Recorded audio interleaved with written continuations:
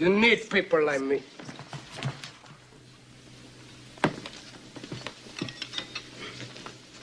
You need people like me so you can point your fingers and say, that's the bad guy. So this is just a video that you are seeing a Indian man, in a sense, prepare the hair with, little to no type of actual washing or anything of that sort. This is the exact same type of hair that you will see a lot of black women who have installations, lace fronts, what have you, walk around in a sense wearing. But before I actually get there, let me just read a couple of key facts here. And this is just talking about the black hair industry in general. In the United States, the personal care industry includes hair care products, generates 98 billion in annual sales. Each year, black women spend billions of dollars on beauty and personal care products. Black women spend 9 times more on ethnic hair products than non-black consumers of both genders.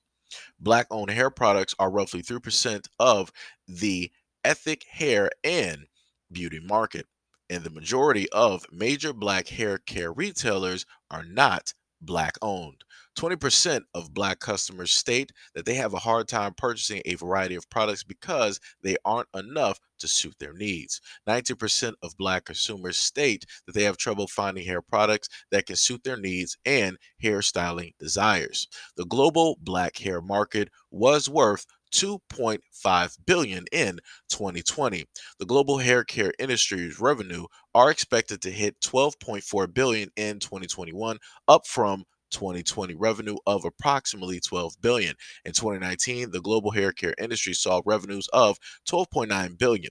Industry revenues are expected to recover to this pre-COVID high by 2022. Experts project that the global hair care industry will grow at a 2.55% compounded annual growth rate, CAGR, from 2021 to 2025. The global hair care market will be worth 13.8 billion by 2025. Hair care makes up 24% of the beauty and personal care industry revenues. The United States hair care sector is worth more than 83 billion, making it the largest hair care market in the world. Experts project that the United States hair care market will grow at a 3.69% from 2021 to 2025. Another one. Black dollars make up 85.7% of the ethnic hair and beauty market. Black consumers spend 54.4 million on ethnic hair and beauty products out of 63.5 million in total spending on the category. Black men contribute to 21% of spending on toiletries, spending 62 million out of the total 308.3 million. Personal soap and bath products are another category where black people spend disproportionately to their United States population, spending 573.6 million. That's 18.9% of the total 3.4 billion market. Oh, Lord. In the United States, black people spend 18% of their annual income on hair care and beauty products. 81% of black people state that hair and beauty products advertised through black media channels are more relevant to their needs. 43% of black spending power can be attributed to women. In 2018, black consumers spent 473 million on hair products, which is 11.3% of sales for the 4.2 billion hair care industry. 51% of black consumers use hairstyling products, while only 34% of non-black consumers use styling products. Black styling products spending surpassed 1.4 billion in 2020. During the COVID-19 pandemic, black consumers were 2.4 times more likely than the average consumer to purchase hair treatments. This is sad. It's getting sad now.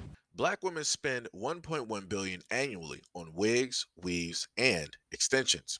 Low-income households make up 43.3% of the market for black hair and beauty products. Low-income black consumers also make up 39.1% of hair and beauty spending, which is higher than middle and high income spending in this category. And last but not least, 41% of Black American women state that the COVID-19 pandemic has forced them to change their hair routines, leading to increases in new product category spending.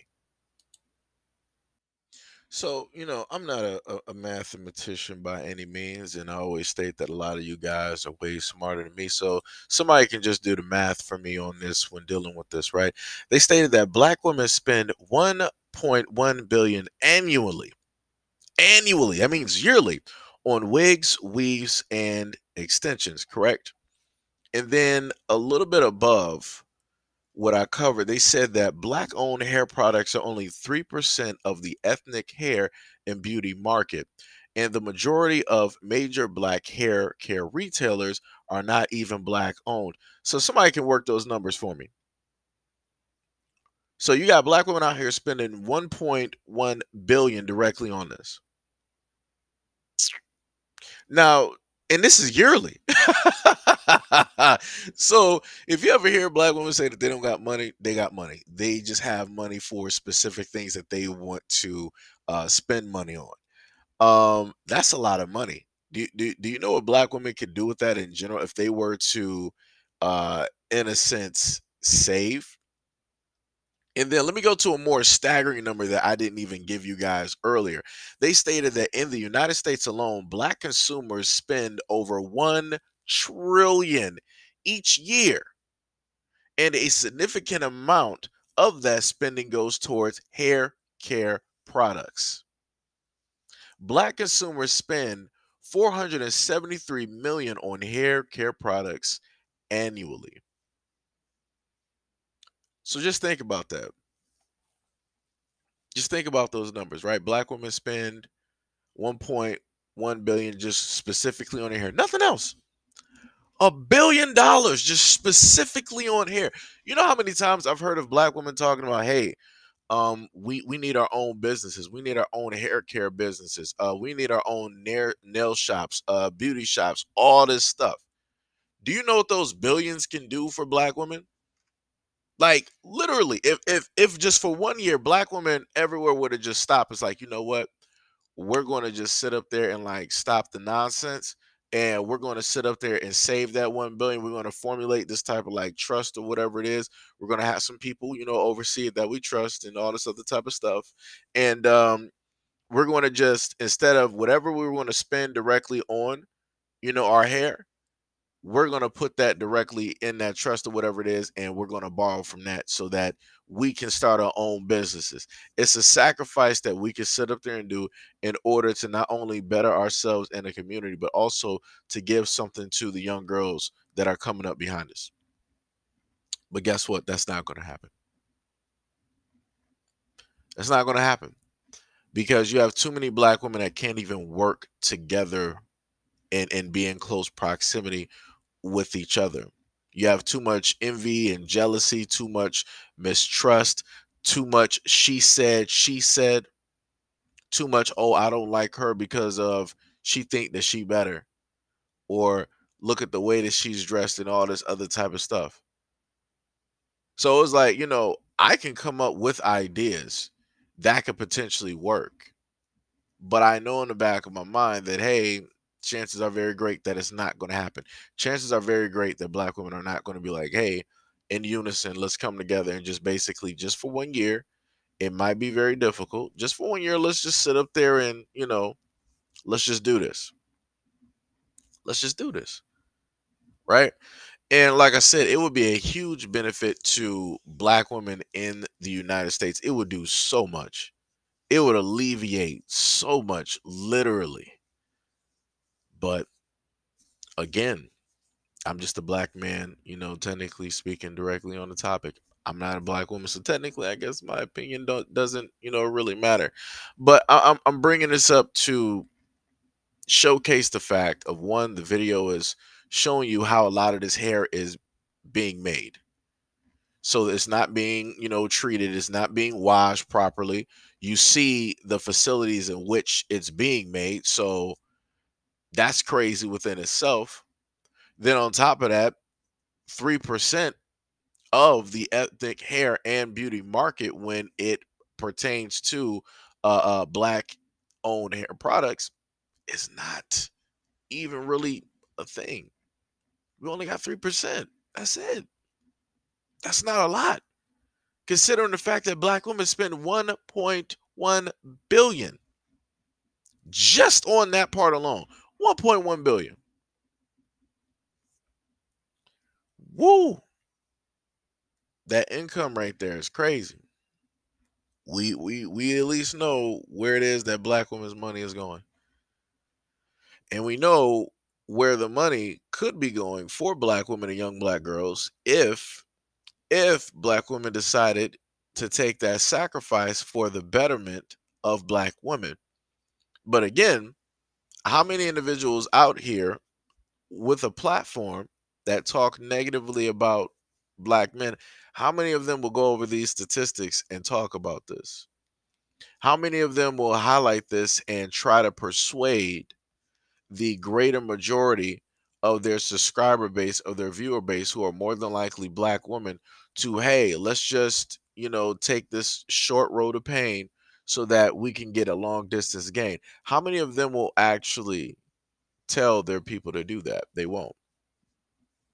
But they'll make sure to continue the narrative talking about, hey, black men are holding us back and all this other type of stuff. Like I said, these are numbers. I was literally godsmacked when I saw a lot of these numbers, because I didn't even think that it was this high. I'm looking at it probably on like a small scale. I'm like, all right, spend a little bit of money here and there, whatnot, or whatever.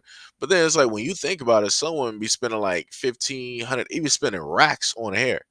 And I'm like, and if you multiply that by a lot of black women out here, it's like, ooh, yeah, it's a lot of money. It's a lot of money. And they say yearly, 1.1 billion a year. Oh my God. I'm not even going to try to go back year after year after year. I'm not even going to do that, because it's going to make the number worse. It's going to make the number a whole lot worse. So, again, my main thing is to a lot of the black women out here, hopefully, you're surprised by the numbers and you'll decide to, make a change. Either a change by way of becoming an owner and selling products so that you can get a share of this 1.1 billion. This is one of the main reasons why I always make the same joke in a lot of these videos, where I'm like, yes, black women sending a lot of Asian kids to colleges. They're paying for a lot of these $1 million homes that Asian Americans are able to live in, because y'all the ones facilitating towards, everything that they need. And yet they the same ones that disrespect you and look down upon you when you come directly into their stores. It's like, it's crazy. I would have rather, coming from my perspective as a black man, I would have rather this money be going towards black women, black kids, black families, staying within the black community. I would rather that happen. That would make us better overall. You know how many black women are great at doing hair, at doing installations? They're doing videos all over TikTok, IG, and YouTube, and this is how other women around the world are learning how to do this. Like, before black women were like really doing a lot of this stuff, other women didn't know nothing about this. Like, black women have literally been teaching cultures around the world on how to do a variety of different types of things when it deals with the hair. It's not other women doing this, it's black women doing this. And y'all not even getting the largest slice of the pie, but y'all teaching. This is one of the main reasons why I be getting so mad at black women, because of all of the potential, all of the things that y'all able to do, and y'all just squander it. All of the money, the $1 billion y'all spent, y'all squander it. Y'all are literally only 3% of this, of the people that own and do. That's whatever. Like I said, hopefully the ones that need to hear the message will hear it, and the other ones that don't want to listen, it is what it is, and this will just be another stat, that's going to get worse, over time.